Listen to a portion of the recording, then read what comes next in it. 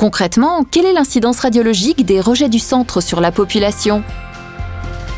L'ANDRA évalue l'impact radiologique sur les populations en modélisant un groupe de personnes vivant à proximité du centre avec un mode de vie le plus réaliste possible. Il se nourrit principalement des produits de son potager, de son poulailler, de bovins élevés et de poissons pêchés à proximité. Puis, à partir des mesures des rejets du centre, l'ANDRA identifie toutes les voies possibles d'exposition pour ce groupe de population. Et c'est grâce à cela que l'ANDRA est en mesure de calculer l'impact radiologique du centre de stockage de l'Aube sur ce groupe de référence exprimé en millisieverts.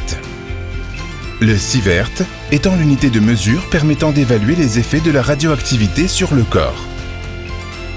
L'impact radiologique du centre est approximativement 1 millionième de fois inférieur à la radioactivité naturelle moyenne en France. Qui contrôle l'ANDRA sur le plan de la surveillance de l'environnement ? Cette surveillance est bien évidemment encadrée par la réglementation en vigueur. L'autorité de sûreté nucléaire contrôle régulièrement l'ANDRA sur ce sujet. L'IRSN, l'Institut de radioprotection et de sûreté nucléaire, réalise également sa propre surveillance de l'environnement.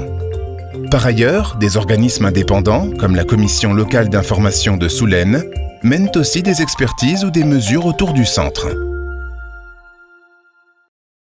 Les résultats du programme de surveillance de l'environnement sont-ils accessibles au public ? Tous les résultats d'analyse radiologique réglementaire sont transmis à l'autorité de sûreté nucléaire, mise en ligne sur le site du Réseau national des mesures.